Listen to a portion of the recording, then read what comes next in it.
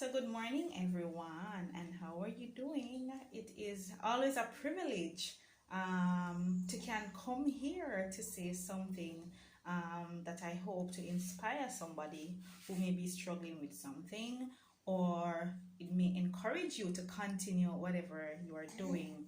Now, I was made redundant over a year ago, actually March 31st, 2020.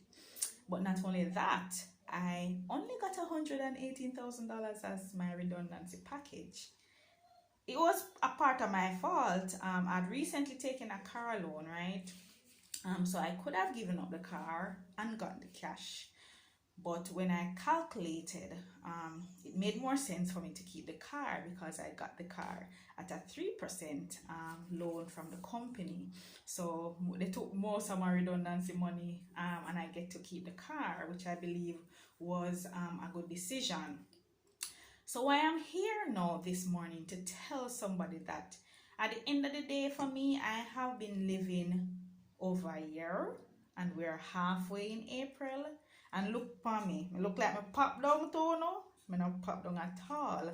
And I have to give all glory and praise to God. That is why I'm here this morning, to come big up God. You understand? Because at the end of the day, it was not my job, and I knew that. It is not your job that is keeping you. It is not your job that is your source. Understand? Because God forbid, and that job is taken away from you, you will realize that God continues to provide your daily needs. You won't go hungry, you won't beg bread. You understand? I have never seen the righteous forsaken, nor his seed begging bread. And so I can come here and publicly declare that God is my source. My help comes from the Lord, the maker of heaven and earth. And listen, guys, don't be so caught up in what is going on to lose your mental state. You understand? It is so important for us to keep our heads in the right places, to meditate on the right things. This period has opened my eyes so much. I get to spend more time with my children, our family. Some of us had broken homes and we didn't even know. You understand? Even me, and you will notice that me and my boys are always everywhere. And I had a period the other day when one of my boys, the younger one, was confessing to me that he was afraid of me. I said, are you afraid of me? I mean, we do so much fun things together. I try to be there with them, but because we were working, me and my husband, we are always working. So we rush off to work, spin, take how much time to drive to come back home. We normally would pick up the kids. Sometimes I just rush to the gym with them. Then I come home. So I realized that most of the busyness of my time was really away from them.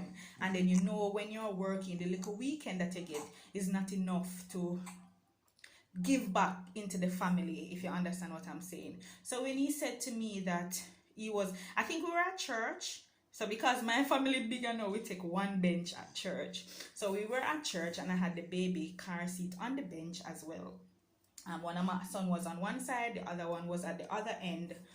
And he was basically catching on the bench halfway. So I said to him, see I drop off at the bench, why you don't tell me to go up some more? And him kind of be shy, when you want to say something but you're afraid. So I said, why you not tell me, you think mommy would hurt you or slap you? And him kind of shake him head. I said, really? You think I would really hurt you if you tell me that you need me to go up some more and ask pleasantly? Do you believe I would rough you up or slap you? And him say, yes. I said, seriously? I tell you, I was in church and my heart sank. Because I couldn't believe, me, especially, they were afraid to talk to me. And that really opened my eyes. So I had to step up there, and I had to create this platform, or just create this avenue where they are so comfortable around me. They are so comfortable to tell me anything.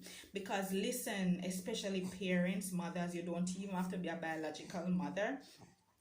you have to let children be comfortable around you. I remember me, I was abused as a child, and I talk about it all the time.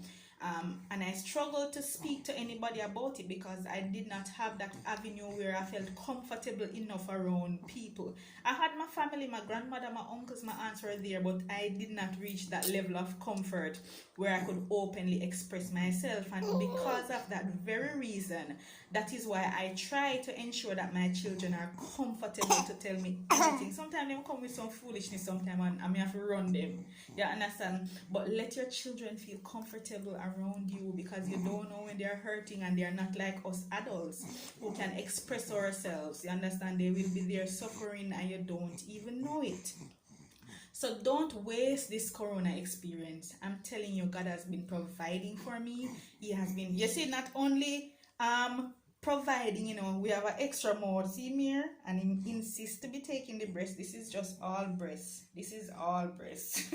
To show you when God is providing for you, he gives you exceeding abundance, more than you can ask, imagine, or think. And I am so grateful, and I am so thankful that I have a God who supplies all my needs according to his riches in glory.